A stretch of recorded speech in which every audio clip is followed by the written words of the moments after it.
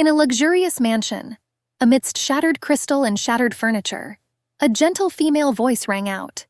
The girl sought to create an island of safety and peace. Her voice was like a silken wind, trying to calm the storm of rage that raged in an uncontrollable mountain of muscles. Every sound, every word seemed to shatter against a stone wall of anger. But the woman did not give in. She continued to speak, full of strength and determination. It was a torture for her. Every day the girl had to fight an uncontrollable beast that looked like a rabid dog. Like a driven victim, the lady was pressed against the wall. Above her hung the powerful body of the man, exhausted by the attack. This time he controlled himself more quickly. Dalen ordered him to move away from her, but he couldn't tear his heavy head from the girl's shoulder.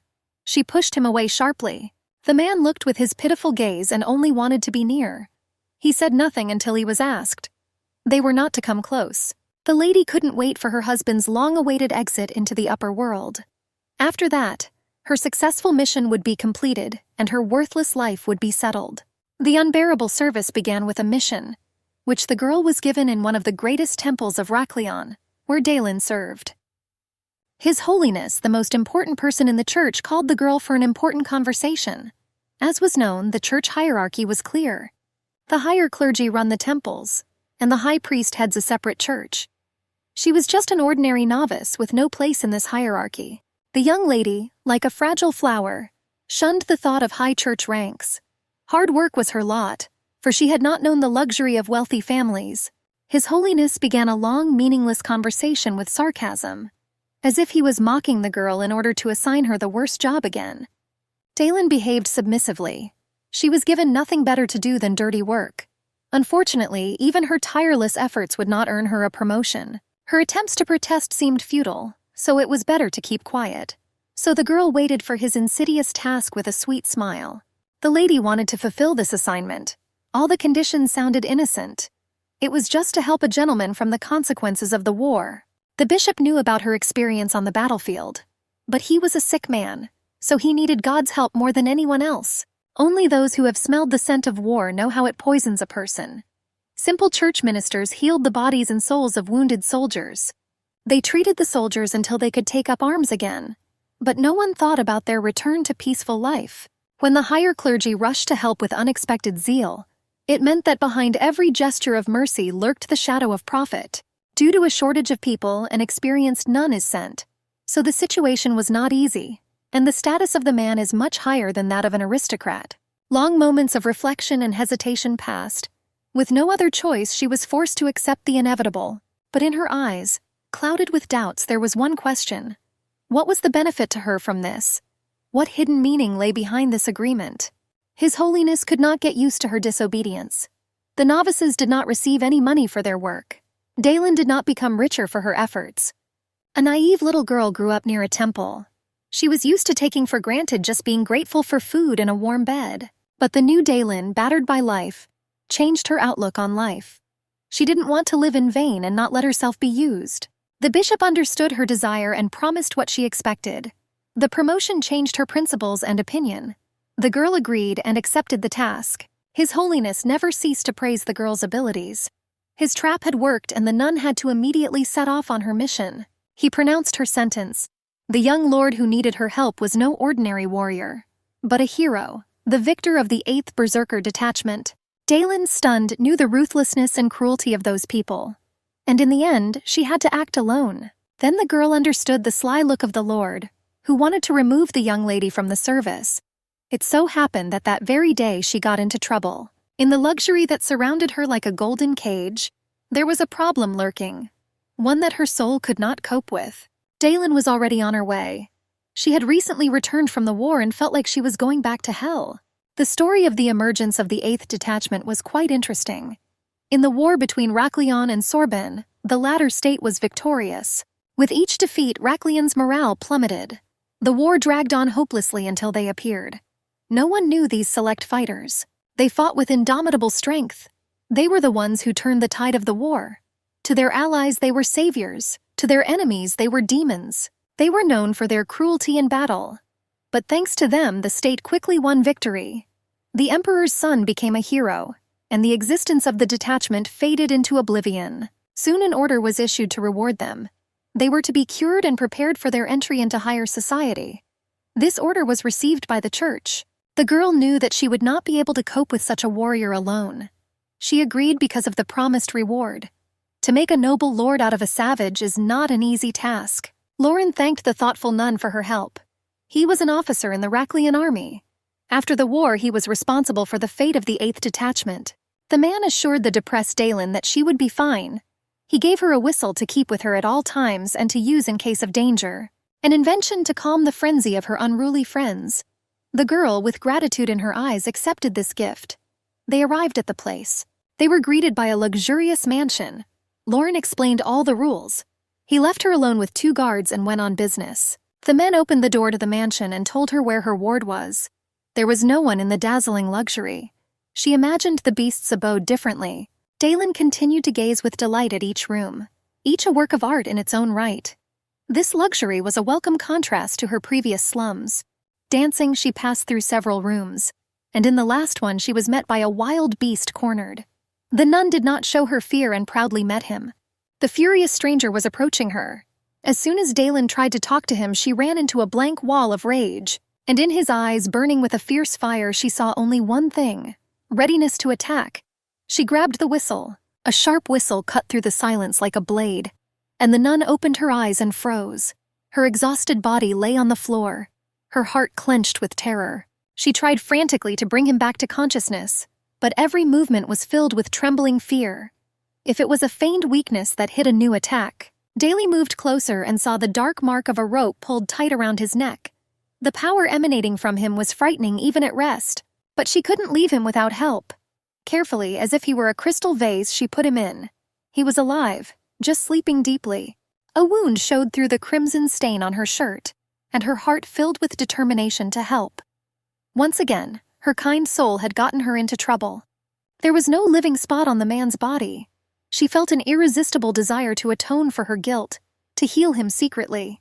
Even as a child, the girl noticed her special gift. To prevent it from being used for her own purposes, she had to carefully hide it. After healing his beautiful body, she felt a wave of fatigue wash over her.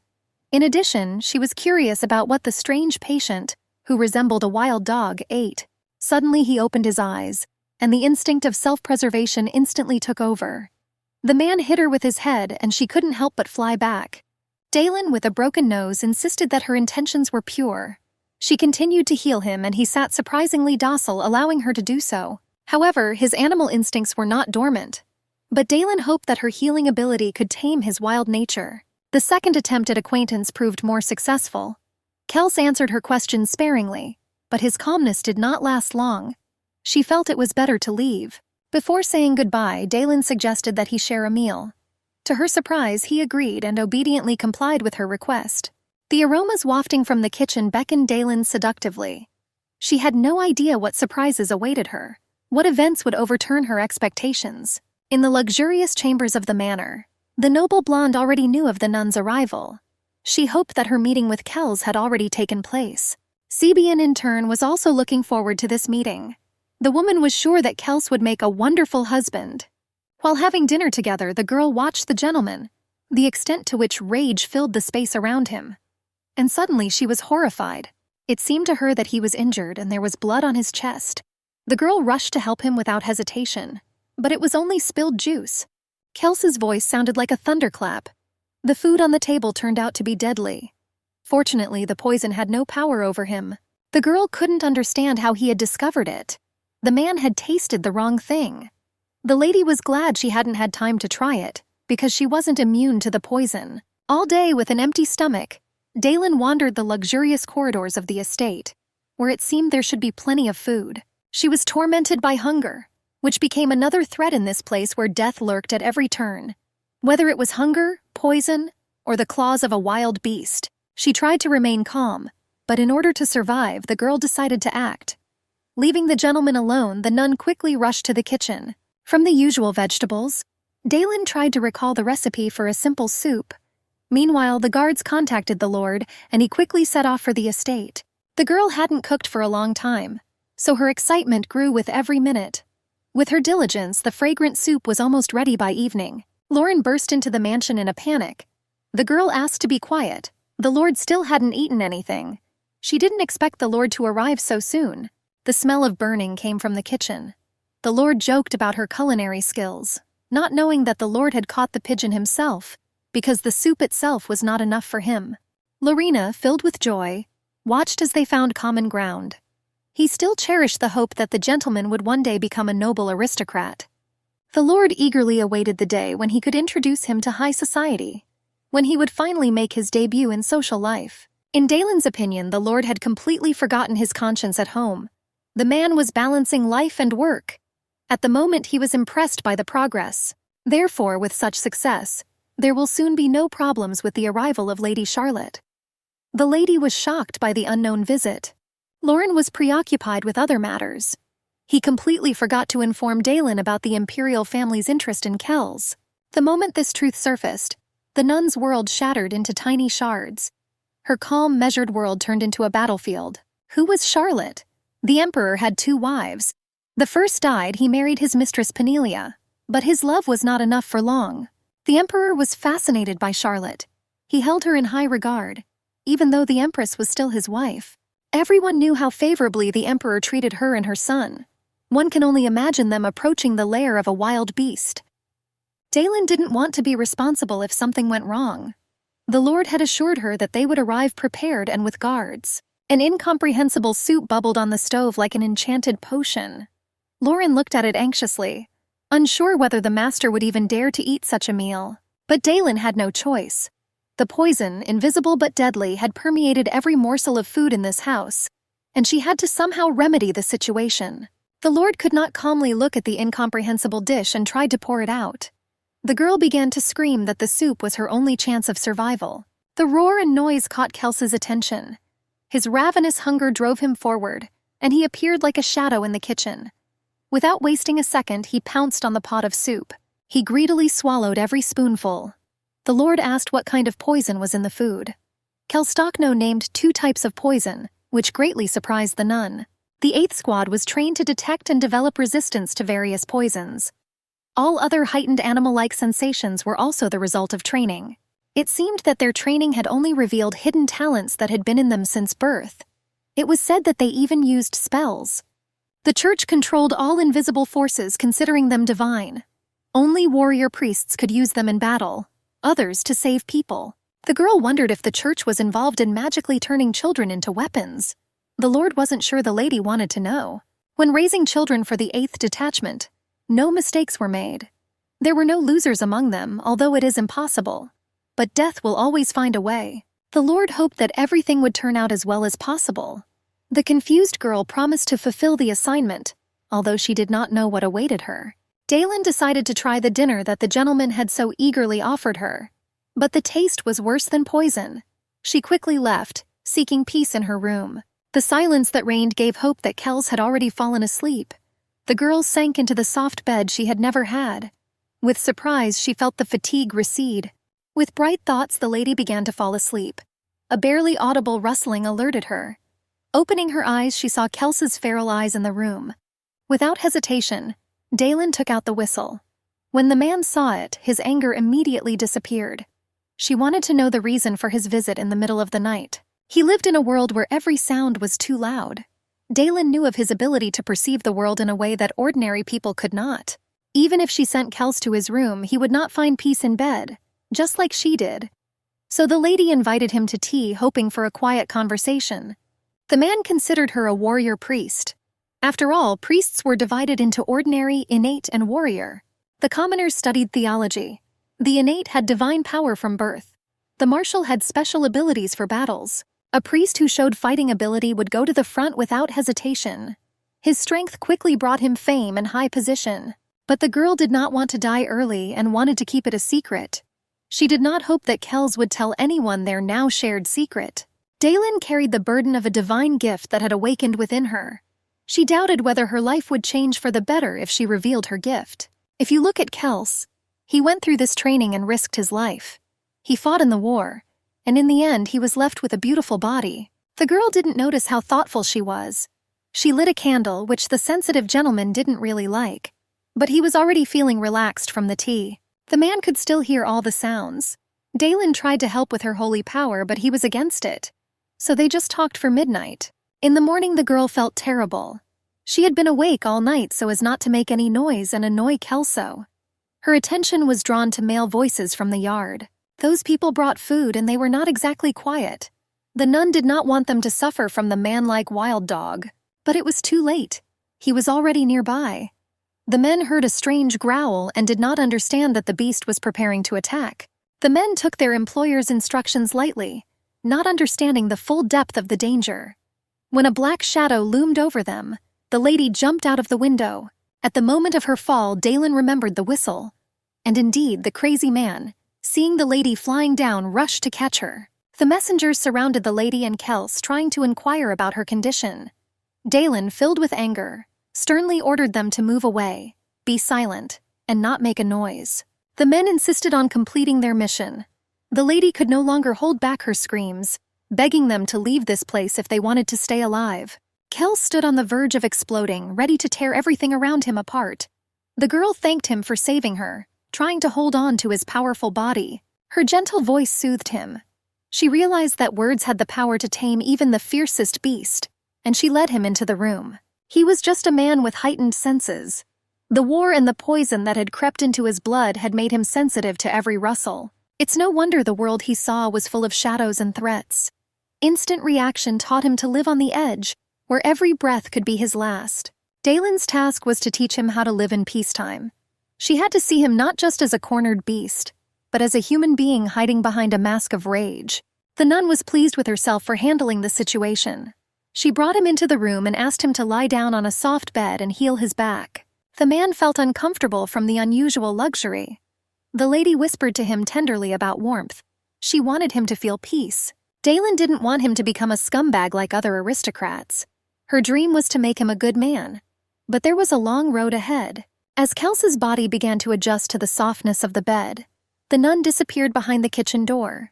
She knew her task was not easy, feeding a mountain of muscle. Kels joined her, his spirits lifted after a nap in bed. Dalen felt a slight pang of conscience about the favor of checking all the food supplies. The instinct of self-preservation prevailed over any hesitation. When all the products had been carefully inspected, her gaze fell on the collection of recipes. The man showed interest in the book and also checked it out. It turned out he didn't know the letters, and now she would have to become his guide in an unknown world. To become an aristocrat, Kels needed to learn to read and write. He also couldn't distinguish between his own feelings, what he liked and what he didn't like. The nun asked to chop the vegetables, completely oblivious to the gentleman's past where the knife was an extension of his hand. Surprisingly, he managed, although he overdid it. The echoes of the past were frightening, but in the kitchen, Kels transformed into a different person. They continued to prepare exquisite dishes from simple ingredients. A fragrant dish was simmering on the stove. Dalen asked him how he felt while cooking. The man made no secret of the fact that he liked it and wanted to cook more. They would cook and eat a delicious meal together. And that was how Kelso's socialization took place. But there was another problem they couldn't solve. Once they learned to talk, Dalen tried to understand what made him emotional and how quickly he could respond to her questions. When she asked if he liked her, to which Kels replied with a sharp denial. Even dogs felt loyalty to those who cared for them. The reason for his dislike was the noise. Her snoring intertwined with the grinding of teeth, turning into a cacophony. This symphony poisoned his consciousness. She couldn't stay awake at all. Her sleep became restless due to fatigue. He was a quick learner, but his sensuality remained unfathomable to her. The gentleman's manners at the table were worthy of the high society, but his soul could not bear the noisy ball. Even its sounds caused him an inner protest. The girl's breathing was deafening. She was not an enemy, she was just breathing for life. In his eyes there was an uncontrollable desire for her breathing to stop. The man found no joy in any living thing, but Dalen believed she could melt the ice in his heart. They sat across from each other in silence. The girl whispered words of comfort to him, reminding him how to tame the beast within. He listened to her advice and his soul began to calm down. Her presence stirred a strange feeling in Kelsey. It wasn't the cold calm he had been taught before, but something alive that made his heart beat. These sounds did not threaten him. They were like a soft melody. He liked the peace he felt in her presence, but he could not explain this feeling. The girl tried not to make a sound, trying to please him. But suddenly the idea struck her to address him not formally, but as an equal. Dalen is the daughter of a baron, and he is not yet a nobleman. She searched for a word that would reflect his strength, his indomitability, his potential, but for a long time she could not find one. The best option seemed to be to simply call him by his name, but when she said the name, his face twisted into a grimace of rage. He agreed. The next day, the guards helped the young priestess. They were concerned about the condition of the owner. The girl assured them that she could handle everything. The young men begged Dalen to sanctify them. A blessing, a light touch, filled with a tiny bit of divine power. Dalen knew what to do and announced a fee of 20 silver coins. They may not have expected a fee, but the girl did not back down. Religion is faith, and the more it teaches, the more they believe. It couldn't help everyone, so the fee went to help others. Priests have a lot of work and low salaries, so this was a chance to earn money. When the boys were ready, the nun ordained them and gave them a discount. Unlike the others, the girl did not show greed for wealth. The guys were full of divine power, hoping for luck in love. Her life was a dance on the edge, a fight for survival. Yesterday she almost died again over a small thing when she said Kelso's name. His reaction was like a thunderclap. The nun tried to sort through the darkness of his emotions, not understanding what had caused such a storm. It turned out that the warriors were not called by name. Therefore, the name pronounced in her voice sounded to him like a melody, enchanting and frightening at the same time. The man asked him to repeat it over and over again. Dalen felt a strange sympathy and decided to call him so often that he got used to her name. Kelchi was sitting on the floor with his head in her lap. She accidentally called him a puppy and laughed, then realized she might have offended him. The nun held her breath, expecting anger, but he only asked her to repeat herself. She didn't understand until he pointed to her face. True fun is born in the circle of friends. If he wanted to enter high society, he had to learn this art. Dalen didn't know where to start. So, raising her hands in the air, she began to cheer like a conductor setting the tempo for an orchestra. And Kels liked that. The tired nun hoped to quickly teach him to laugh, and it would not be difficult for him. But the memories of his past life disappointed her. The girl was only concerned about his debut in high society. She went up to his room to begin the laughter rehearsal. Suddenly, the madman grabbed her by the arm, shouting incoherent words about the man. The nun could not understand what was happening. Suddenly, like a shadow, he fell from the balcony. Below, the stunned lord, whose gaze expressed mute horror, fell to the ground. Their action greatly frightened Lauren. With a pitiful look, the lord tried to attract the attention of Dalen and the master. The girl nevertheless tried to calm the angry Kels, carefully introducing him to the lord. It wasn't the first time he had grabbed her like that and run away. Lauren thought it was cute how the nun tried to calm the maddened gentleman with her breath. The husband praised her for the good result and her efforts. The nun couldn't believe that the lord had noticed her efforts. She had put her soul, faith, and body into her husband's teachings, and he had noticed. Her sincerity and persistence were priceless, and Lauren promised not to forget about the reward. The lady believed that she was simply doing her duty. Dalen hadn't expected to see him at the estate so early. The lord had come to deliver the etiquette book for an audience with the imperial family. This news was unexpected. He also announced that the third Prince Sebastian and Lady Charlotte would be arriving tomorrow. The girl was indignant because she thought it was impossible, but the lord insisted that they were already ready to receive guests. The nun was upset and unsure, but Lauren assured her that everything would be fine. He said it was not difficult and she had to accept it. Kels survived the flames of war, but wouldn't it be cruel if he were executed? That he wouldn't be liked by the imperial family. He was always taking risks, but she tried to make him understand the importance of life, that it was the only precious thing people had. He didn't seem to understand. She begged him to save his life while he had it. Perhaps her words would be etched in his memory. But Kels was good. He tried. Even if he didn't understand something, he nodded his head. They put off laughing for later because they had an important mission waiting for them. They were to greet the members of the imperial family as dignified persons. But first there was a general cleaning, which Kels was delighted with. Dalen had devised a cleaning plan. The first floor was hers, the second was Kelsa's. The lord insisted that her task was Kelsa's, not the household chores. The absence of servants didn't bother them too much, so they decided to limit themselves to cleaning the hallways to impress their guests with perfect cleanliness. The nun, engrossed in her work, suddenly remembered Kels. She didn't know if he knew how to clean, and if he hadn't turned the second floor into a mess like his own room. The lady hurried upstairs and froze in the glow of the hallway. Kels was diligently dusting, but she insisted on cleaning first. Cleaning turned into a battle. They joined forces and their tandem turned out to be unexpectedly harmonious and effective. The decisive day finally arrived, but for some reason the nun looked unkempt. The reason was obvious, though it didn't require explanation.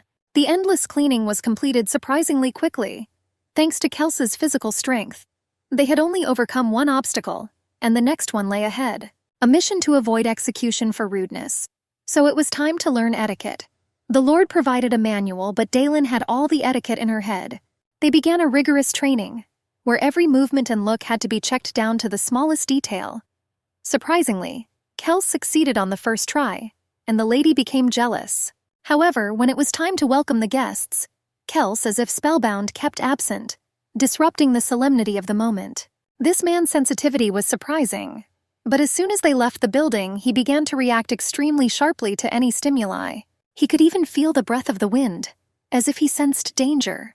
This excessive alertness was like that of a madman. It seemed that Kels was ready for battle. Dellen couldn't let him hurt anyone. She begged him not to pounce on the guests like a dog on a stranger. It needs to be shown that she worked hard on him. Even if she didn't manage to completely change him, she wanted to show her suffering. The carriage was already at the estate. Diantha asked Kels to greet the guests, which he agreed to do. The man kept a safe distance. Diantha replied that there were thorny areas on the path. But could a servant stop because of fear? Charlotte believed that priests only prayed and gave blessings. Her heart broke as Diantha tried to follow her will. The nun was surprised at how grown-up the third Prince Sebastian looked. Charlotte had such a young face, as if they were brother and sister. The boy had green eyes and platinum hair like his mother's, that shimmered in different colors in the light, confirming his imperial lineage. The boy was surprised by the distance to Kels.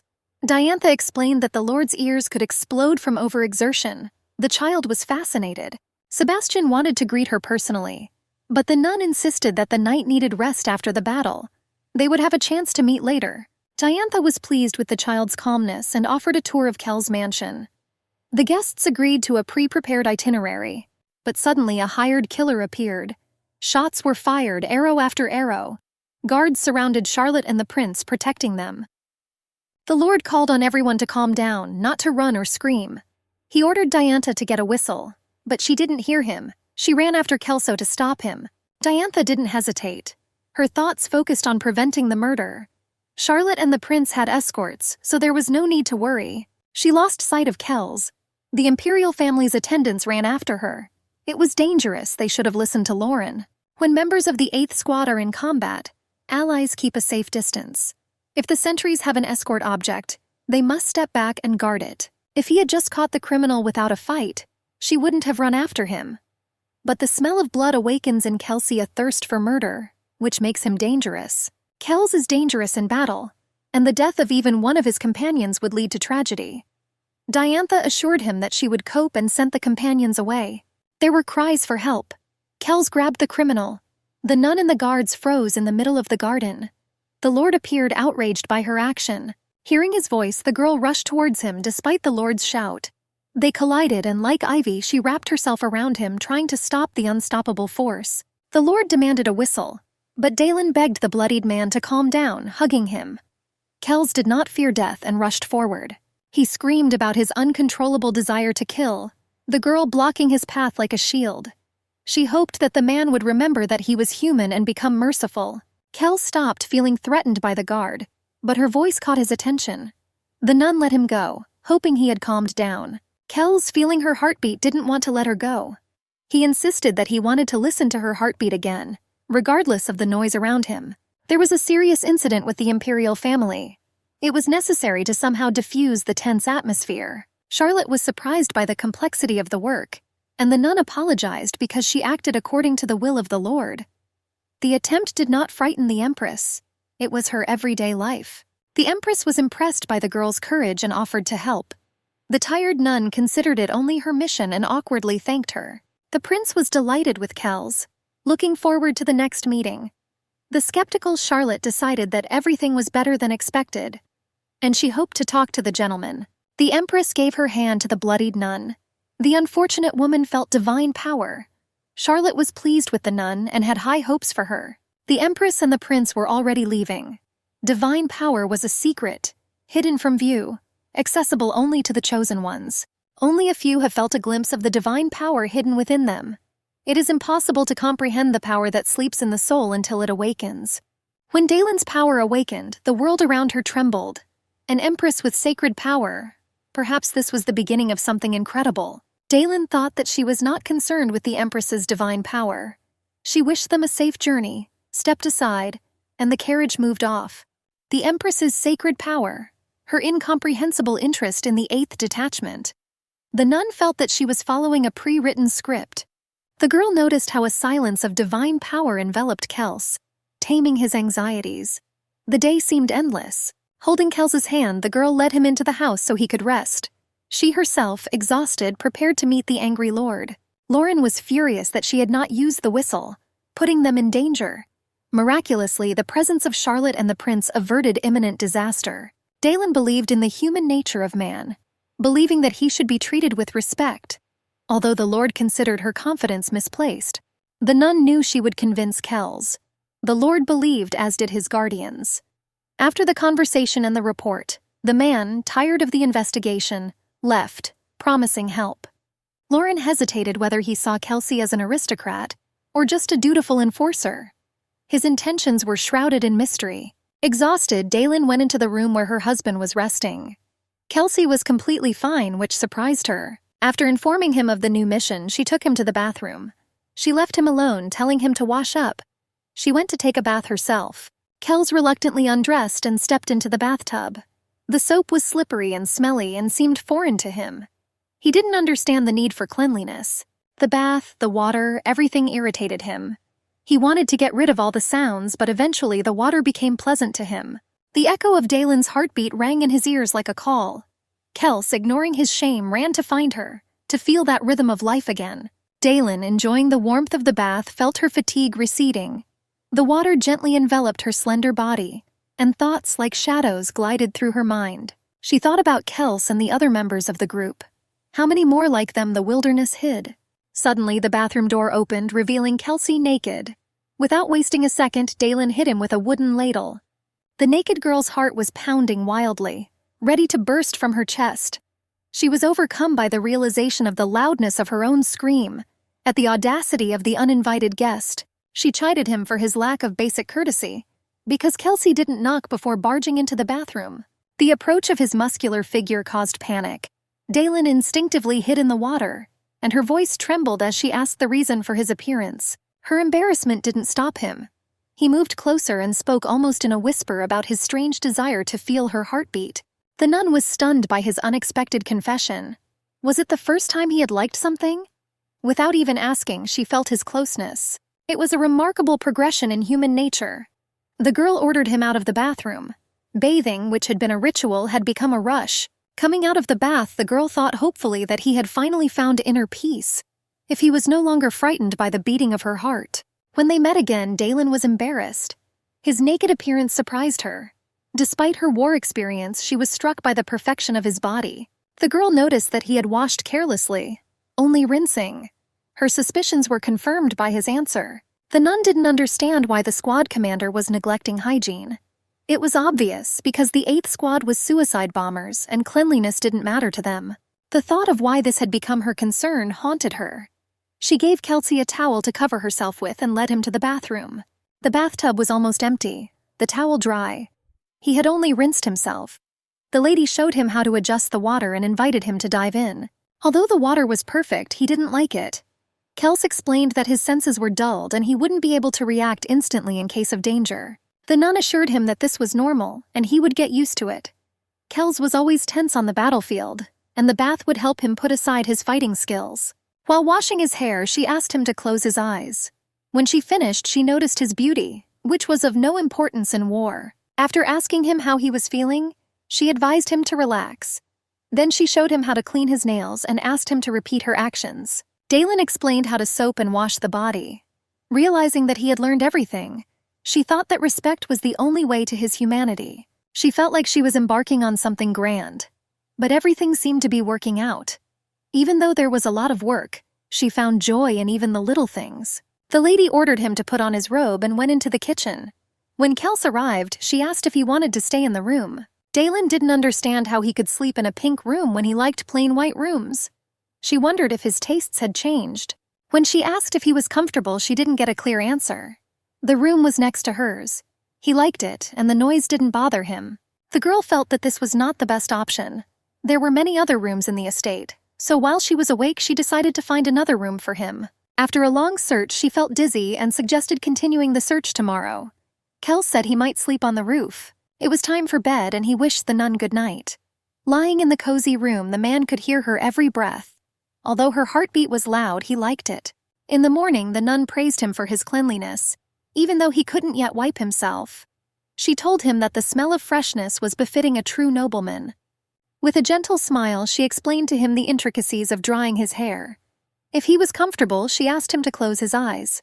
Kels closed his eyes and remembered his squad and the order to die. The fear of death forced him to always be on the alert, because survival was his main goal.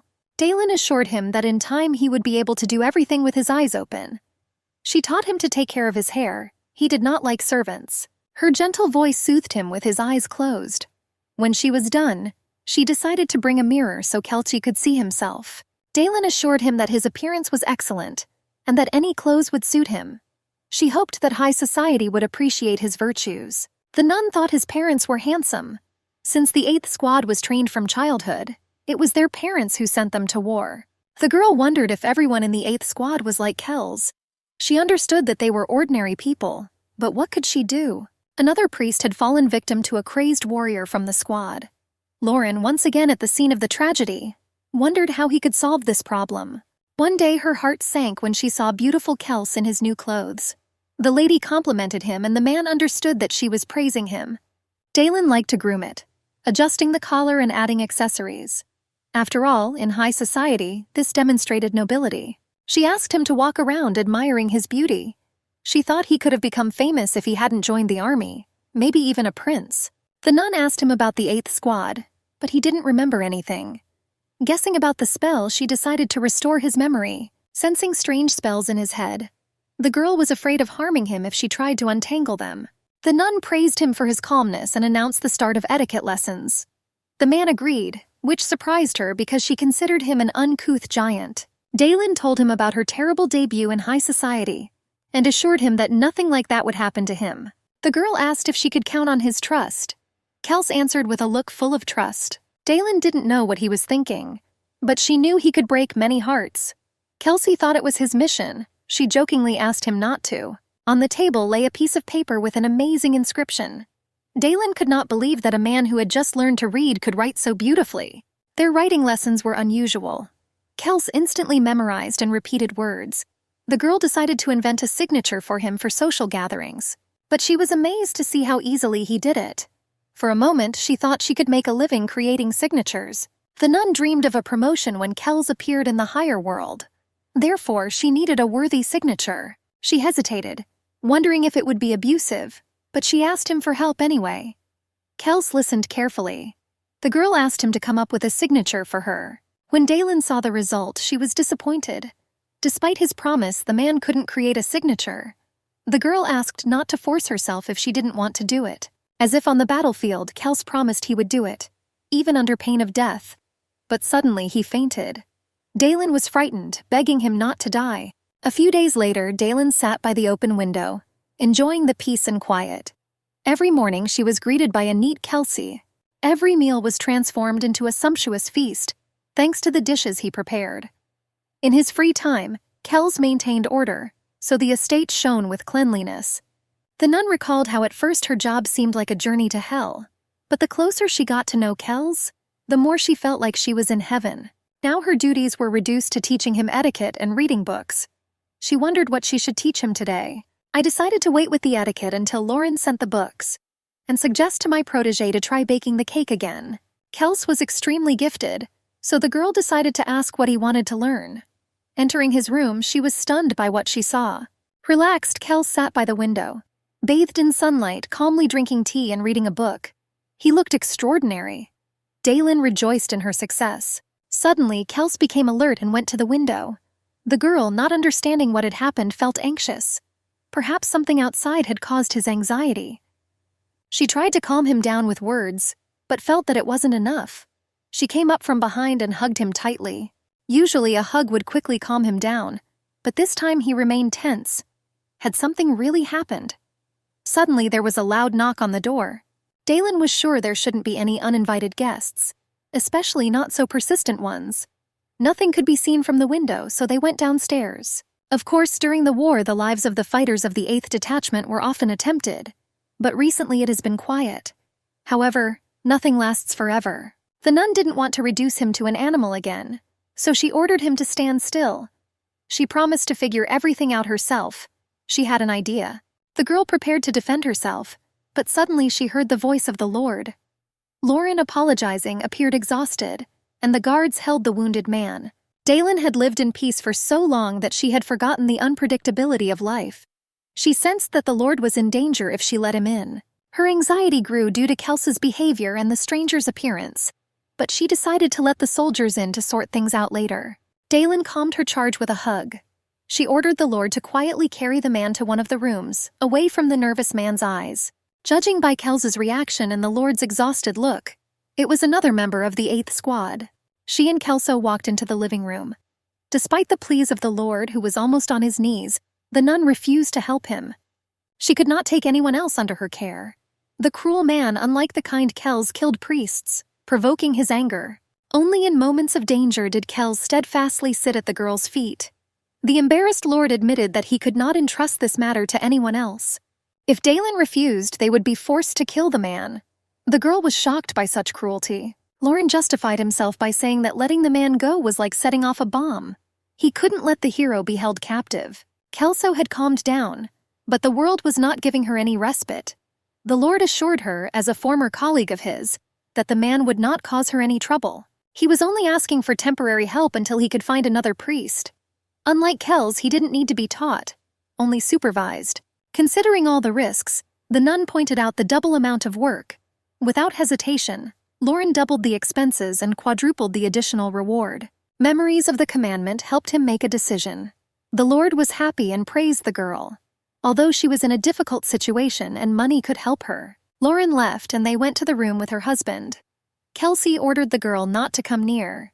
She thought everything was calm, but he felt that the husband had come to his senses. When she opened the door, Dalen didn't notice that he was already fighting with the stranger. The stranger was calling him names, but Kels thought he was too noisy and tried to calm him down. The fight went on for a long time, accompanied by continuous swearing.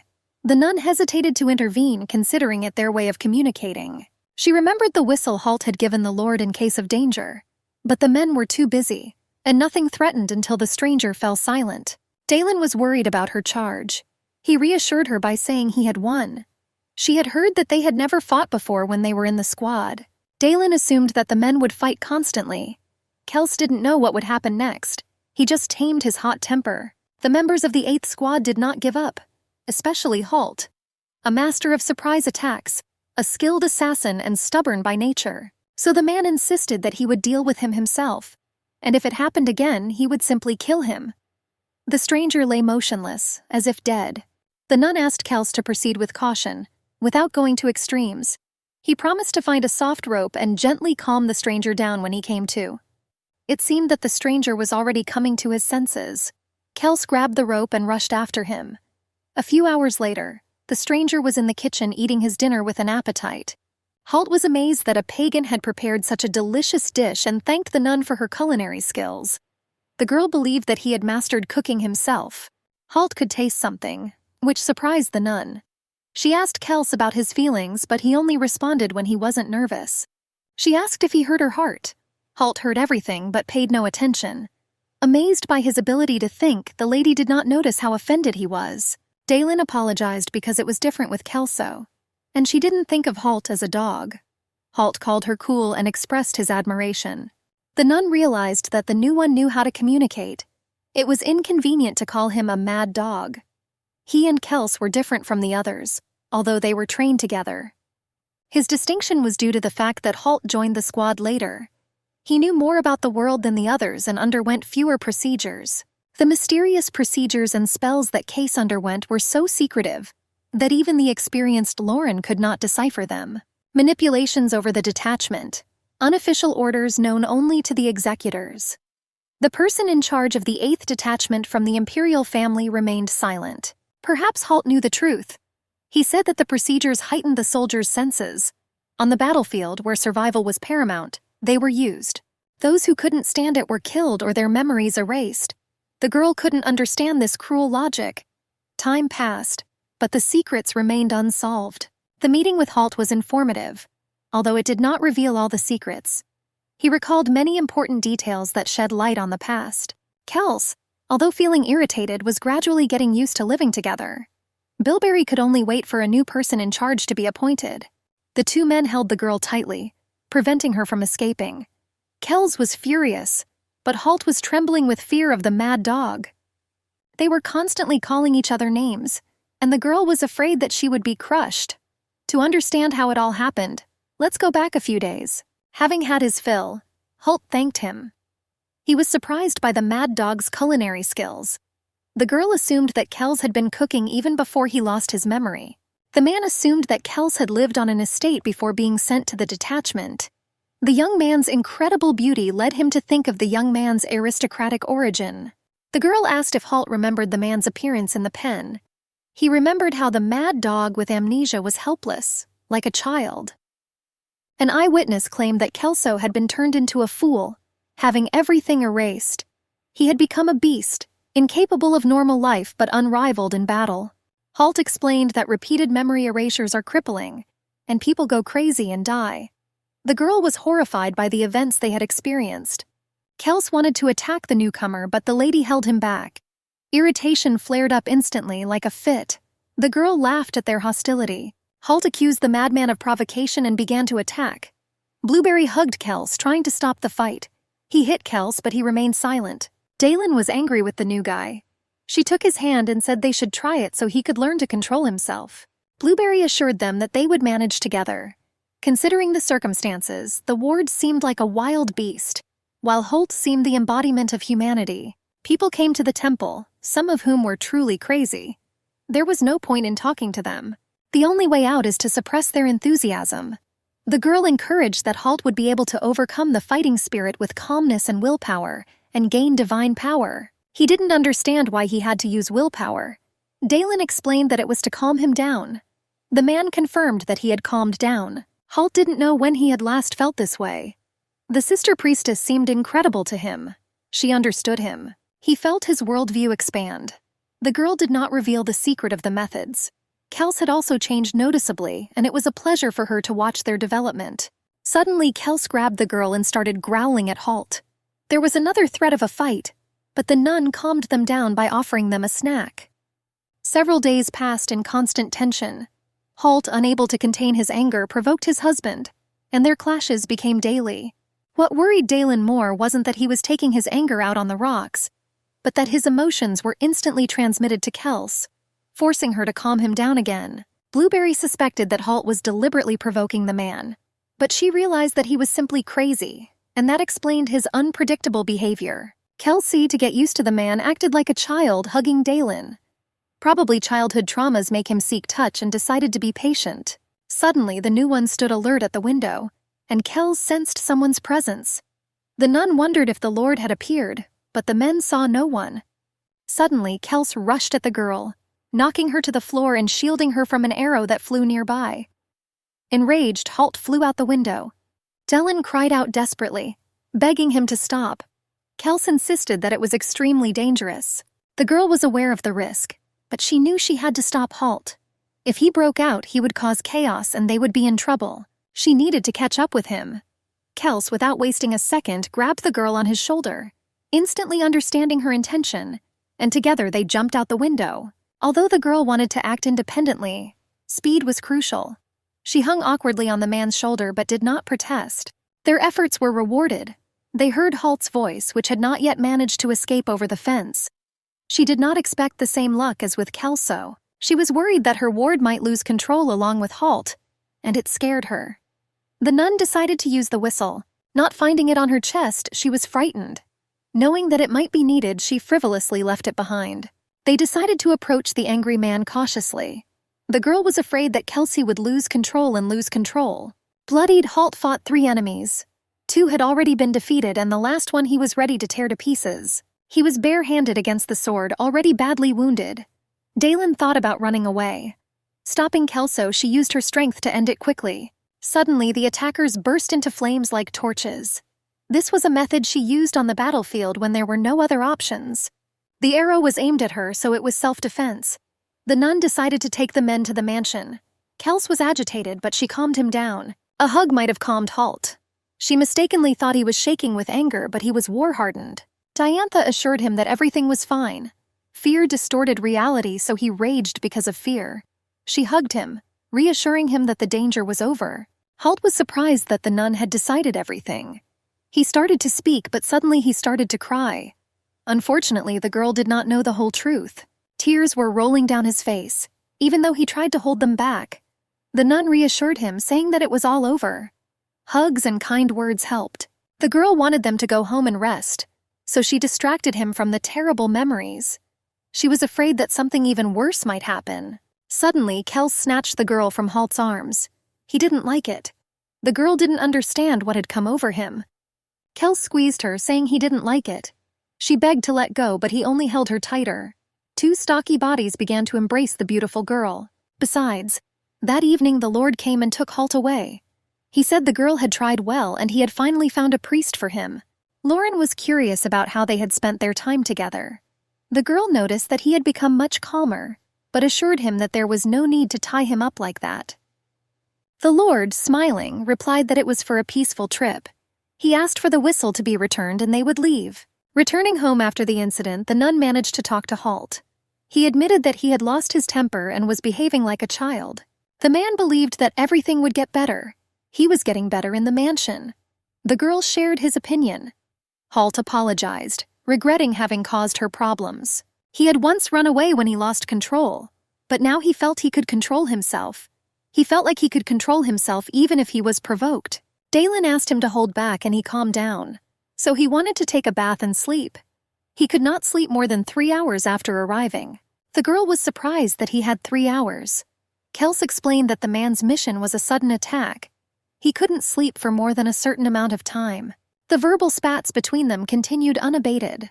Halt struggled with internal conflict, refusing to accept Kels's transformation. The girl, noticing that Halt was feeling better, offered to help him fall asleep. He was amazed at her skill, explaining that her help was an exception, because lack of sleep was harmful. Halt joked about the holy transformation. She put him to sleep with divine power. Dalen suspected that the arrow was aimed at her. Also alarmed was the unexpected appearance of Lauren, the Imperial Knights with him, and the swords with their coats of arms. She wanted to ignore the danger, so she and Kelso returned to the manor. The nun worried about Halt and prayed that everything would be okay with him. Lauren, bowing, reported Halt's successful return. The Emperor praised him, but it would have been better if he had raged and destroyed everything. The girl turned out to be capable, and this only complicated the matter. The Lord insisted on an attack, but the man refused, considering the girl too clever. The Emperor hoped to persuade her, but was ready for an attack. He considered her approach to His Highness a great honor for her. His Highness desired frequent meetings with the Lord. During the next attack, the Lord was to ensure that not a trace of the imperial family remained. After a while, Dalen and Kelsey learned from Mr. Lauren that a new employee would be joining them. They were stunned. The Lord introduced the cook and the manager, rejoicing in the expansion of the staff. He thanked Mrs. Dellen, holding her hands, for bringing their goal closer. The nun asked to keep her distance because of Kels. Emphasizing her divine mission, she asked to reflect this in her characterization, and he agreed. After the incident, there was a proper distance between Dalen and the Lord that did not need to be reduced. Kels became too nervous, which made it impossible for her to earn money. She couldn't stand his obsession and constant nagging. She was adamant. The manager reminded her of herself, so Dalen began addressing him as Mr. The lady assured her that she understood their relationship and would keep everything a secret. Dalen tried to explain, but to no avail. The manager insisted on an assessment of the young gentleman. She asked for permission to examine him, including his needs. The girl was worried about being close to Kels, because he didn't like being touched by others.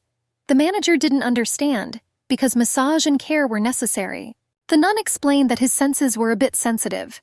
The manager suggested that they examine him together to make him more comfortable. Kels took the question as an order, which pleased the manager. She showed him the tools and got to work. He took it as preparation for torture. Dalen assured him that it wasn't torture yet. The woman had ensured a stormy day for them. After a thorough inspection, the manager promised to send the best specialists. Dalen was surprised because there would also be a hairdresser and a stylist. Suddenly, a woman came up and reminded them of dinner time. She offered them chocolate while they waited. The girl was surprised by the appearance of a stranger. Kels felt her presence but did not warn her. She wanted to show the guest to the room, but she insisted on dinner. She offered them candy and asked them to show her to the kitchen. Dalen and her husband were happy with the candy. Kelsey thanked them. The dessert was a rare find. Dalen gave him a careful sniff, checking for poison. He was surprised by the unfamiliar aroma. There was nothing like it on the battlefield. The girl assured him that it smelled delicious and was the first to try it. The unsurpassed taste prompted her to let Kelsey try it. She shared a candy with Kelso. The cook, assuring her that there were plenty of them, promised to cook dinner and serve it. The table was full of sweets. Kels thought it was dirt and didn't like it. Dalen knew it was an unfamiliar food to him, and to understand it he had to try it. The girl insisted on trying everything. Kels took the sticky cake, she reassured him. That's how it should be. She started feeding him and he obediently ate from her hands. The nun was glad that Kels didn't resist. At first he spat, but she insisted and he chewed, getting to know the taste. Dalen let him refuse, but his body reacted strangely. He felt strange, as if he were being exposed to unfamiliar things. But he still seemed to like it. The girl kept giving him treats. The man didn't understand her actions, but he took them and she smiled. A smile meant good. Dalen noticed his smile. She said he understood what sweet was and offered more. The cook had adapted completely. She had prepared exquisite dishes and desserts for dinner. Dalen felt an appetite just looking at her. The woman served the food, asking them to come as needed. Dalen was surprised by the amount of food. The woman announced the guest and the Lord joined them. The girl did not notice Lauren's arrival. He noticed that she was fascinated by the cook. The nun was again angry with Kels for his silence. The Lord wanted to expand the staff, but Kels flatly refused. He was surprised by his straightforwardness. Kels warned him and expressed his unwillingness to see. The men ignored each other, but Dalen was worried. The cook's perfectionism was alarming, especially considering the upcoming arrival of the hairdressers. The nun hesitated about leaving Kels with the creative people. The Lord reassured her that he had chosen the best and they were approved. He suggested they just eat. The next day, the most disturbing figure appeared, the hairdresser. The lady immediately began to question Kels about his style preferences. The hairdresser pulled out a pair of scissors, which alarmed Dalen. She grabbed the blades, to which the hairdresser warned her about the danger. Dalen recalled Kels's injury. Then the hairdresser took out the children's scissors intended for Kelso. The nun was surprised that the hairdresser managed to calm him down, as if she had performed an exorcism. The man was calm. The hairdresser cut carefully. Dalen watched with excitement. Kels was perfect anyway, but she was waiting for the result. When the hairdresser finished the job, Kels dazzled them with his beauty. The haircut exceeded expectations.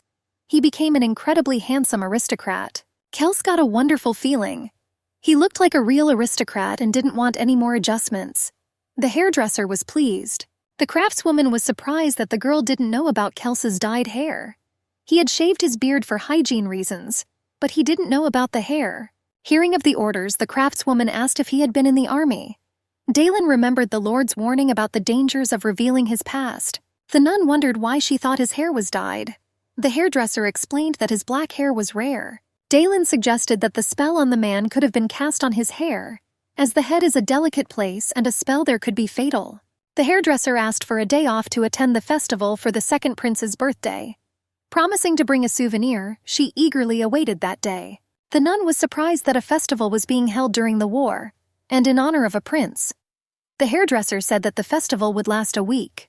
The hairdresser left, and the girl realized that the employees would want the day off. Kelso needed a break before meeting new people. Dalen planned to take care of her husband's skin tomorrow. The haircut was a success and the hardest part was behind her. The girl felt too carefree. Soon Scannell appeared to care for the master's body. She promised to work quietly, knowing his sensitivity, and suggested sharing the duties. She wasn't surprised to see Kelso at the nun's feet. The girl explained that he was acting like a child. Dalen had warned him about the specialist who would be touching the body. Kels knew what to say if he didn't like something. The woman approached him cautiously and asked permission to examine his skin. Impressed by its purity, she asked if she could touch it, promising to be the wind. Her smile and ease were amazing. It seemed that Dalen did not even hear her footsteps. For a moment she thought that the woman might be a hired killer, but she denied it. She asked Kels to stand up. Skinnell thanked her for examining his hands. The girl was worried about his reaction to touch, but he was acting calm. The woman was surprised by the client who couldn't stand being touched. Calm Kels asked what to do next. The nun advised him to act on his own. He was confused. Skinnell calmed him down. Kels tuned in to the procedures. The woman promised to do everything for his comfort. The woman asked Kels to prepare. He looked at the nun with a pitying look. Dalen asked what it felt like to be taken care of. He didn't know. The girl waited nervously outside the bathroom door. She heard Kels's voice and almost burst in, remembering that it was a calm statement. Dalen was sad that he was becoming independent. From the bathroom came the sound of not liking it. The woman tried to please, but Kels still didn't like it. Suddenly the door opened and Skinnell asked for her help. Dalen, foreseeing this development, readily agreed. The woman noticed that Kels could not stand other people's hands. She asked to borrow Dalen's hands. Intended for healing, they may be more effective. Skinnell said that the girl could refuse and they would postpone the bathing. Having agreed, Dalen wanted to calm her charge, and the masseuse left. He was happy to see the girl, tried to slip out of the bath and tightly grabbed her waist. She asked him to let go so she could finish the procedures. The nun was surprised that Kelso didn't like the procedures, as he didn't like being touched by others. She insisted that as an aristocrat he should get used to them. The girl understood the importance of his feelings and didn't know what to do. The next day, Dalen prepared her own weapon to protect the working atmosphere. The girl and Kels talked all night. She asked if it would be easier for him if she touched him with another person. Kels didn't know what to say. The next morning, Skinnell asked for consecration, and the nun asked her for mutual care. A friendship began to develop between the women. Kels was soaking in the warm bath and the girl was holding his hand. Skinnell, with a gentle smile, asked if he was comfortable this time. Skinnell thought the man was shy and hoped the oil would help. The nun recalled that he was simply afraid of being touched. The woman was applying oil to her hands, preparing for the touch. Dalen froze in tension. Suddenly the man rose from the bathtub. His robe slipped off and his amazing body appeared before them. They were amazed by his beauty and the unexpected turn of events. At first, Kelsey was doing well. When the woman announced the end and moved to the massage table, she praised him that everything had gone well. The bottle slipped from her hands. The man stood up. Dalen was embarrassed to cover it. The masseuse must have seen different male bodies and had no thoughts. Skinnell's heart was beating so fast that even the nun could hear it. Kels called her noisy and she, embarrassed, hurried to prepare everything for the massage. He was irritated when he got out of the bath, but he obediently followed the procedures. Dalen noticed his condition and suggested that the session be ended. The girl slipped on the oil bottle and fell into the bathtub. Kels rushed to save her. The woman was worried for both of them. Soaked, Dalen felt the shadow of a muscular body over her. She was unharmed, but she was involuntarily embarrassed by this intimate, uncomfortable moment. The warmth, the scent, the heartbeat merged. Kels bent over the girl. A strange warmth filled him and his heart beat close. He blushed and felt a strange state. She noticed his embarrassment and thought she had scared him with her scream. The nun hugged him and calmed him down. The beating of her heart gave him a sense of security. After a few days, the man got used to Skinnell giving him massages. The nun noticed her aloofness in contrast to her previous kindness. Kelsey, on the other hand, felt comfortable. Dalen wanted to find out the reason for the change in the woman and protect her ward. Kelsey was getting dressed, and she knew that silence would only exacerbate the misunderstanding. So she decided to talk to him alone next time. Skinnell called the nun and praised her to Kelso. The girl asked him to leave, pushing him out the door, ordering him to wait in the room. After that, the woman offered the girl a massage and a story. Using the leftover ingredients, she promised to take care of it. Dalen agreed. Once a client, the nun received special attention. The craftswoman praised her for her work and the importance of good relationships. Relaxed, Dalen understood these feelings. The woman talked about the difficulties of working with a young man who was driving her crazy. The craftswoman was annoyed by Kels's strange behavior, his reluctance to talk about things he didn't like. He didn't know how to communicate with people. She recounted the incident in the kitchen, when Kelsey wouldn't let her drink water, and the incident with the hairdresser. The woman listed incidents with all the staff. Dalen understood what was going on, and it was common sense. The sound of people drinking water was so loud that he couldn't stand it. The girl's heart sank with compassion. She couldn't believe that her ward had survived this without bloodshed, and she pondered what to do. Skinnell, noticing that she had spoken, knowing the nun's attachment to her husband, she wanted to complain to someone. Dalen assured her that everything was fine. There was nothing wrong with her sharing her experiences. The woman announced the completion of Dalen's facial treatment. She expressed regret that her beauty was hidden under the nun's clothes. She thanked him, noting the high quality of the service. Skinnell insisted on her beauty. An upset Kells waited outside the bathroom door, listening to the conversation. Dalen persistently taught her husband human language. Sometimes she called him Dog Master, who spoke in complex innuendos and looked down on her. She understood that Kells needed time to adapt to society, and she realized that it was a delicate matter that required patience.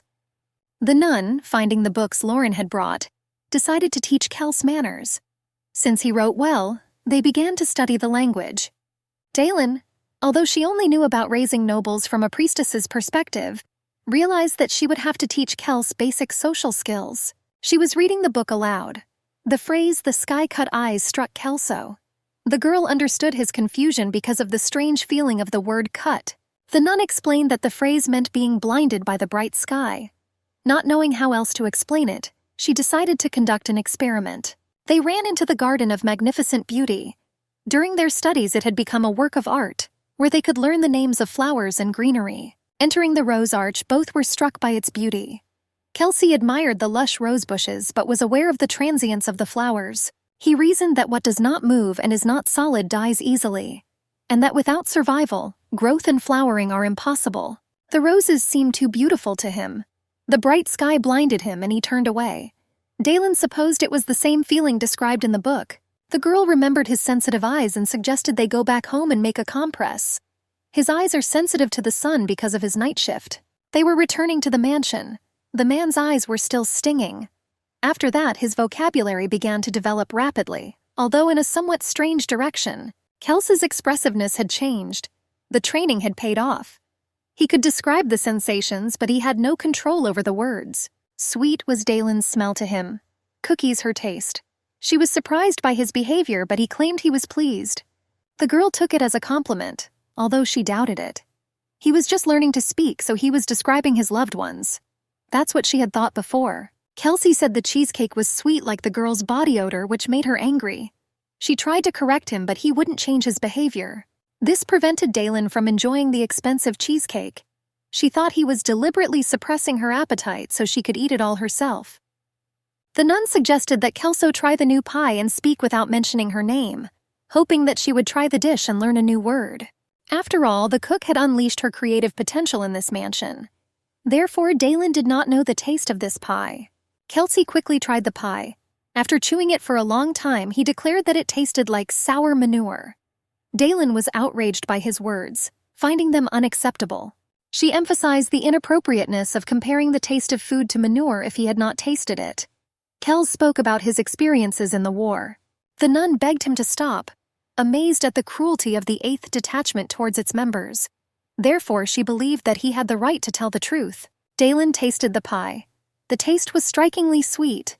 Not understanding her reaction, insisting on the taste of manure, he demanded respect for his feelings. She was surprised by his respect for other people's tastes, insisting that the pie was delicious. Assuming that his taste buds were unusual, Kels insisted that other employees also experienced a strange taste. Skinnell tasted it. The hairdresser thought it was spoiled food, but the masseuse noted that regardless of the taste, the chef might be offended. The hairdresser thanked the man for describing the taste. He confirmed everyone was right. The cook remarked that it was not the time to look for the reason for Kelso's taste preferences. She explained that the component of the pie, Rinzo cheese, evoked different feelings. For some, it had an appetizing mushroom aroma and a honey aftertaste. For others, the taste of sour manure. The woman laughed. Dalen decided to consult with the owner to have the staff take a vacation. Believing that Kelso needed a break to control his sensitivity, She was tired from constant stress and longed for rest. Having received a summons from the temple, she felt reluctant to return to her usual life. Kels was stunned.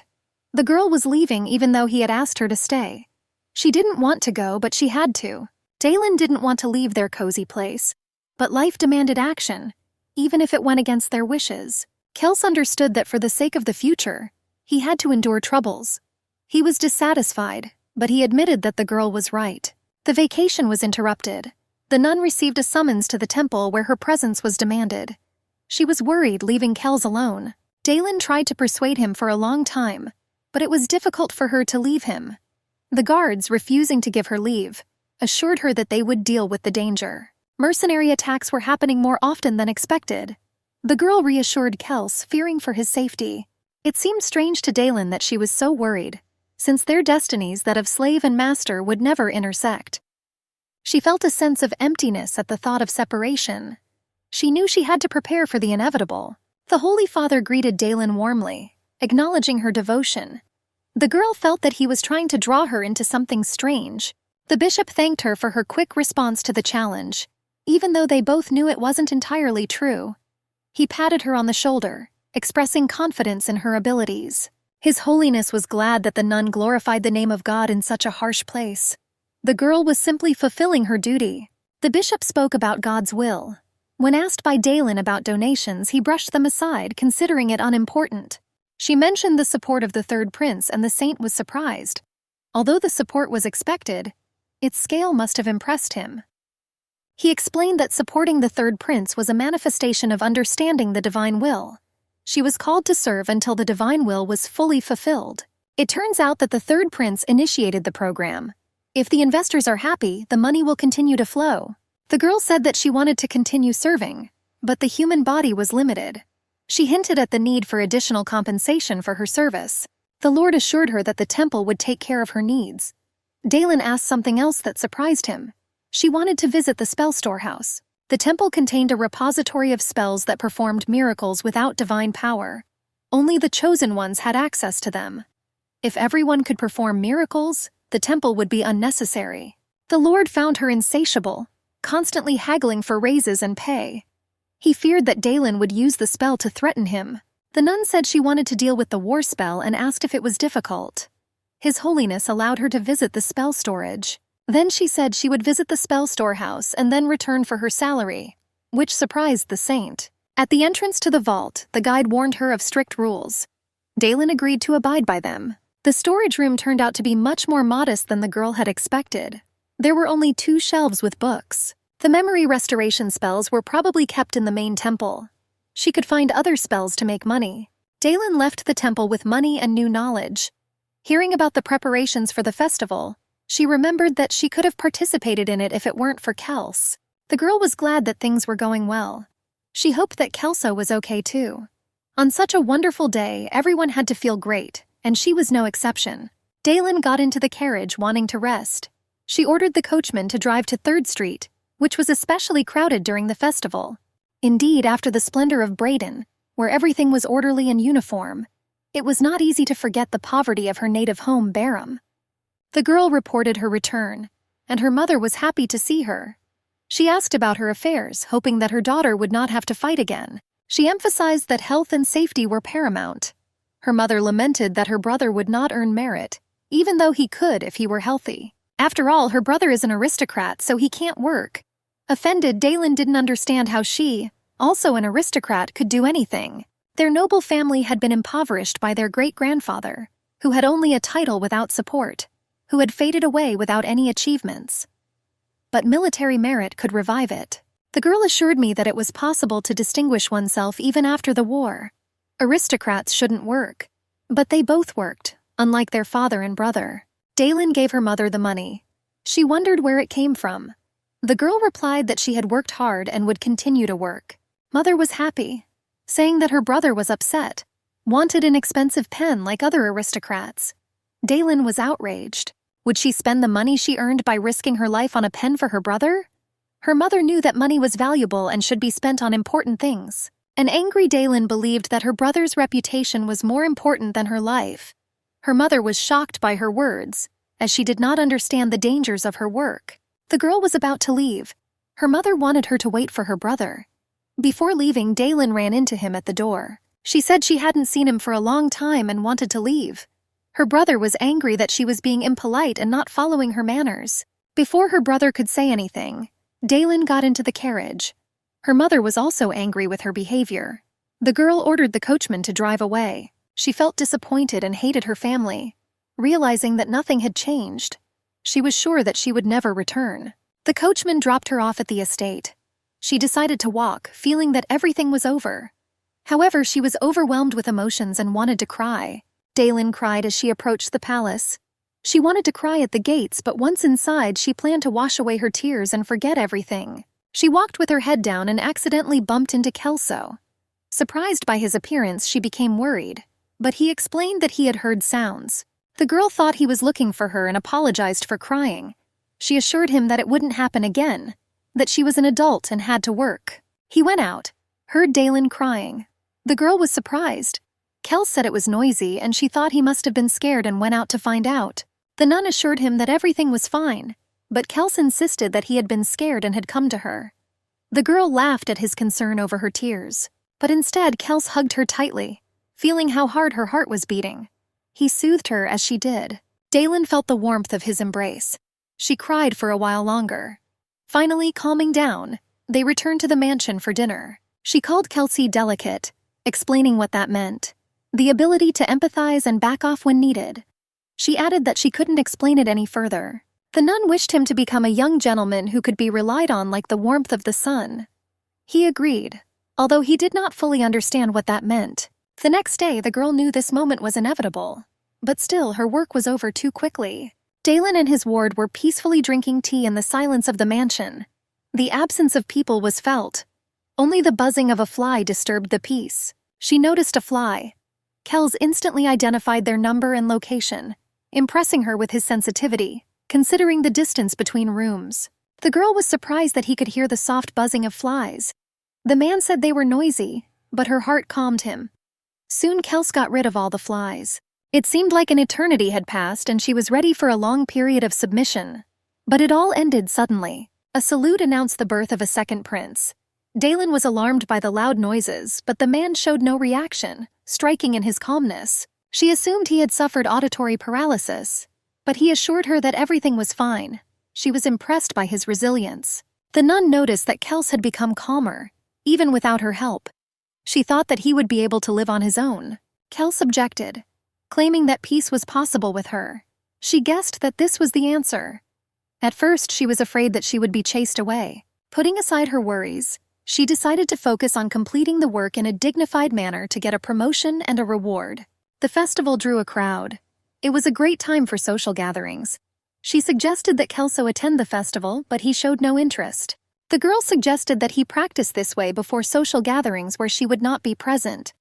She wanted to give her husband a souvenir, but he didn't understand. It was time to try on the tailor-made clothes. She decided that for the festival she should dress modestly, choosing a simple but beautiful option. Dalen, delighted to be able to get dressed again, tidied up.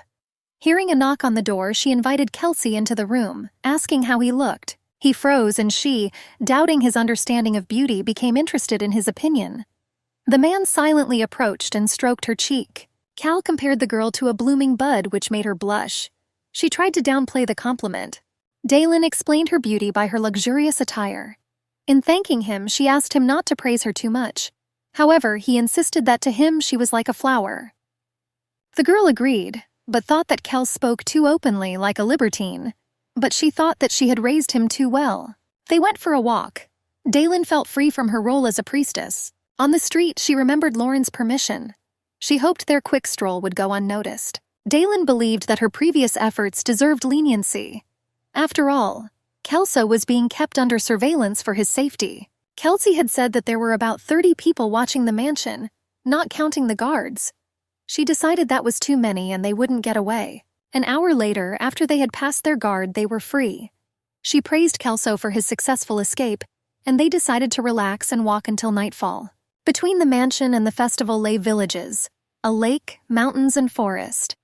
Dalen suggested taking a carriage by the lake. Cal agreed, as he usually slept on the road because he was either sedated or stunned.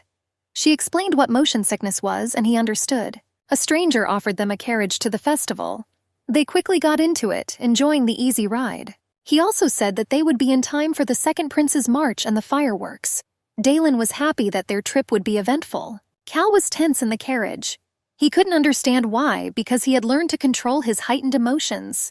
There were no strong stimuli in the carriage, but the man heard the clatter of hooves and wheels, labored breathing, rapid heartbeat, and felt danger. The acrid smoke, the screams, the destruction, the fire. It all filled him in. Dalen tried to bring him to his senses, but Kels thought it was unreal, and the only thing real was the warmth of her hands. He reassured himself that he would manage. When they stopped, Kelso was shaking and she hugged him tightly. The girl noticed that this was different from his usual seizures and realized that he was scared. He must not give up. She assured him that she would find him no matter how lost in fear he was. The girl cried, begging him to come to his senses. Kelsey experienced memories from his childhood where he heard a cold voice telling him to sell the drug and find a place to sell it. The boy protested, but the voice assured him that he would just sleep and wake up in a new life. He came to his senses, hearing other people's voices, who tried to find out his name. He could only pronounce 2 letters and the voices mocked. The boy forcefully said his name, Kels. Dalen hugged him, comforting him. He came to, looking at her. She was glad he had come to. Kels looked at her. She hugged his cheeks, asking how he was. He took her hands, rejoicing in their warmth, and placed her hand on his head. The nun was glad that Kelso was in good health. Deciding that the carriage was dangerous, they set off on foot. Suddenly, the girl almost fell. She explained that she had used up a lot of strength and could not walk. Kels was carrying her on his shoulders. She did not like it. She asked to carry her on his back, and he agreed. They quickly made it to the festival, where they were greeted with silly questions about their beauty and love. They were put in an awkward position, being considered a couple. They sat on the alley enjoying sweets. The girl asked if Kelso liked the special dessert. It was sweet. He asked if Dalen liked such sweets. She admitted that it was her first time eating it. He quickly ate the dessert and she offered him hers. Kelsey started eating from her hand, which made Dalen blush. Luckily, no one was paying attention to them. He must have worked up an appetite after the sweets. After dessert, they went to the food market, where they enjoyed kebabs and strawberry juice. After they were full, they rested on a bench. The girl, remembering her childhood dreams, said that money was wonderful. Kels did not know what it was. She explained to him that with it you could buy anything you wanted. Kels thought he could have bought Dalen. The girl explained that people were not for sale. She confessed that she had been sent on this mission for a reward. The man asked what he had to do to get Dalen. The girl replied that she was a priestess and her life was dedicated to God. Kelsey wanted to ask God for Dalen, but she said no. She decided to teach him how to spend money. The crowd whispered about the prince and the march of his army, which had stormed Sorbonne's castle. They greeted his arrival. Dalen felt a strange sense of déjà vu, as if she had discovered a secret. She was overcome with confusion and decided to remain silent. After all, the prince was similar to the third prince. Suddenly, she asked Kels what kind of life he wanted to live. She explained that if he became a young gentleman, they would have to divorce. Dalen asked if he didn't want to think about his personal life. She wanted Kelsey to have the opportunity to choose his own life. The nun knew she didn't have that kind of life herself, but she believed that Kelsey's world was better than hers. He was saddened that Dalen was leaving him. The man accused her of choosing to use him and leave him. Kels said that even if he became someone, he still wanted to live with her. Dalen explained that as a priestess she lived in the temple. He decided to become a priest and be with her. The nun explained that it would be difficult. They spent all their money on shopping for Dalen. The husband thought everything was beautiful, comparing it to flowers and jewelry. At the cosmetics store he tried on blush, applying it to the girl's lips. Dalen was embarrassed. She ran out so that Kelsey wouldn't make any mistakes. They spent all their money on the girl. Kels, enchanted, bought her things. She was embarrassed and decided not to be influenced by him. Kels tied the scarf, calling her beautiful. He put on her shoes with marshmallow feet. The girl felt confused but decided to enjoy the moment. The girl asked Kelso to dance. They danced and she noticed that he danced well. He was surprised by his abilities. Dalen assumed that the man had danced as a child, that he was an aristocrat. She wondered if ruined aristocrats could be sold into slavery. The nun asked if Kels wanted to regain his childhood memories, but he didn't know. She explained that family was important, But he wasn't afraid of being alone. Suddenly, they heard a man propose to a girl, but she refused and left. Dalen felt sorry for the man who didn't get consent in public. The girl took advantage of the situation with her proposal, explaining to Kelso that relationships require mutual understanding. He asked about marriage, and Dalen said that marriage should be done when both of them are ready. The man looked at her strangely, and she was scared. The girl was walking home angrily, and Kels tried to catch up with her. He wanted to marry her, but the girl kept denying it. She was a priestess. Later, Dalen noticed that he had calmed down. When asked if he could defeat God, she angrily replied that this was only possible after death. Kelsey wanted to help her not work. The girl knew that once he became rich, he would be crazy like other rich men. She decided to be careful, because she didn't believe in perfect men. She thought Kelsey was acting like a child. Dalen explained that work was important and money wasn't everything. He asked what else was needed. She said there were things more important. She liked her job. If she gets married, she will lose her independence. Kels asked about the reason. Remembering the declaration, she said that love was the reason, but he did not know what it was. Dalen didn't know what love was. She decided to explain it as care, warmth, tenderness, and affection. He asked if love was an action, and how to love. The girl, tired of the questions, admitted that she didn't know. After all, she had never felt love. He didn't understand why she didn't feel love. Dalen explained that love was an unconscious feeling, like a racing heartbeat from excitement. The man realized that love had symptoms. She added that love manifested itself in different ways. A rapid heartbeat, a flushed face, a desire to be close, a feeling that the person she loved was the most beautiful. The fireworks interrupted the conversation. Kels confessed his love, but she did not take it seriously. Suddenly, he smelled blood and explosions from their estate. They fell to the ground, and the man felt the gunman approaching. Dalen decided it was an attack and they should run into town. Assuming that the attackers used fireworks to cover up the explosions, she remembered the staff being on leave. Realizing that no one could be trusted, they hid in the bushes but were quickly caught by the attackers. Kels protected the girl, running with her in his arms. Dalen set the attackers on fire, saying he could take care of himself, and asked him to fight. She would heal him if he got hurt. Kelsey sprang into action. The man fought with his bare hands. The attackers attacked together, but there were more of them than expected. Dalen decided to distract the attackers. She started to run, and they split up to catch up with her. Dalen ran towards the apartment buildings, the attackers shooting at her. The nun realized they were high-class killers. She assumed they wanted to get rid of everyone connected to the case. She set fire to everything behind her. Wounded, Dalen fell into the abyss. Hearing her name, she wanted Kelsey to run away. Surprised that she had survived, she thought that she had wanted to run away the most. When she came to, she saw Kelsey's bare chest. She was also undressed. He explained that she was injured. He was saving her from the cold. The man held her tightly, and she begged him to let go. He refused, saying that the weapon was poisoned and that he needed to hold it to stop the bleeding. Dalen asked if he was okay. He said he was and admitted that he was scared about her disappearance.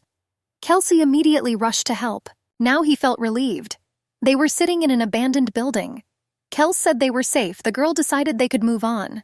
Where to go, Dalen didn't know. Danger everywhere. A temple with its own benefits, a third prince, a lord's chief. Each of them could have their own motives. Even Lauren seemed to be following orders from others. They didn't know who was behind him, and going to him could be fatal. The girl healed Kelso. When the man took her on his back, he stopped. Sensing danger, he ran sharply into the forest. There was a sound of collision. A mangled Lauren emerged from the forest, making Dalen laugh. He asked if they were okay and told them about the attacks on the mansions. They set off for safety, dressed in knightly attire. Kels, jealous of the Lord, threw him off instantly and accompanied her himself. Dalen tried to ask the Lord where they were going. He assured her that it was somewhere safe. They arrived at the imperial palace. After refreshing herself, Dalen chatted with the Lord over a cup of tea. He offered her the palace as temporary housing. She expressed concerns about other clergy. The girl became interested in this, surprising Lauren. He warned Dalen against asking unnecessary questions. She suspected the staff of spying, but he denied it. The disappearance of workers and the explosions of mansions aroused her suspicions. Surprisingly, only the two of them survived. Dalen believed the workers were acting under someone's direction, but Lauren doubted it. She felt the loss of her activity. Lauren was glad they were alive. Dalen believed that words were nothing without action. and the reward Lauren offered was not worth waiting for death. He promised her support. The nun was grateful to be alive, especially for Kells, the only survivor. They would focus on protecting him. After all, Lauren had assured her that the palace was the safest place. But Dalen doubted whether she could trust anyone in the Imperial Palace. She was scared. She didn't trust the Imperial Palace, even though she had already been to battles and the temple. Her goal was to protect Kells. She asked Lauren to increase the security. She believed that money was the only security. Dalen asked her to take care of it. After all, Kells, having entered the palace, almost lost consciousness. Dalen thought he had a seizure and had to start over. Lauren explained that they had gotten here because of Miss Sharon. The second prince's palace was closed. The girl decided to stay in the palace where it was more or less safe. Suddenly, Kels burst into the room. Dalen was confused when she saw Kelsey rushing towards her. She calmed him down while Lauren watched, feeling uncomfortable. The girl, having calmed Kelso, tried to persuade Lauren to infiltrate the first prince's palace, but he refused. They discussed the danger of their situation. The nun wanted to know whose side Lauren would choose in a critical situation. He was an ordinary aristocrat and feared for his life. Dalen suggested that he was having a hard time being responsible for them, and asked if the second prince's man was involved. Lauren called him a scumbag, which shocked her, who knew it could cause a scandal. After the girl suggested they speak frankly, Lauren said that the palace was full of spies, so they had to be careful. He reported that the second prince, although avoiding fighting, had taken all the glory for himself. The emperor's refusal to name an heir caused tension. The third prince was more successful. The second prince, outraged, began to act on his own, creating an eighth detachment. Dalen was shocked to hear this. Lauren confirmed her guess by calling the second prince a scoundrel. Among the conspirators was the Duke of Jern, a member of the royal family and a confidant of Her Majesty the Empress. His Highness the Second Prince, as well as His Eminence Mirian, played key roles in the implementation of the sinister plan. Dalen didn't want to know anything more. Lauren felt relieved. They were now accomplices. She felt confused, longing for a peaceful life, but realizing that she had fallen into a dangerous trap. Dalen, burning with heat, could not sleep. Lauren's words, revealed without embellishment within the walls of the Imperial Palace where anyone could hide betrayal behind a smile, did not give her peace. Powerlessness and despair gripped her. Kelsey seemed not to understand their conversation. The girl considered running away, believing that Kelsey would survive without her. The illness brought back disturbing memories of her childhood, when she was denied medicine. Even in the palace she felt powerless, afraid of rejection by haughty servants. Suddenly Kels appeared. The girl, having fainted, apologized for the noise. He, feeling her heat, lay down next to her. She was exhausted and could not resist. The man hugged her. It was warmer and the fear would recede. Looking at his face, she noticed a similarity. They constantly reassured each other. Dalen was used to thinking that illness was a personal matter, because at work she was severely reprimanded for her weakness. But now she felt an unexpected comfort in Kels's presence, even though she knew it was inappropriate in the Imperial Palace. Kels seemed to hear not only her heartbeat, but all the sounds around him. Conversations, whispers, even the secret thoughts of the maids who dreamed of him and yearned for him. The man didn't understand the meaning of the obscene expression, which made Dalen fall silent. She was overcome with despair at the realization. How terrifying and debauched the Imperial Palace was. She thought with horror that in the future she would have to explain intimate things to Kelso.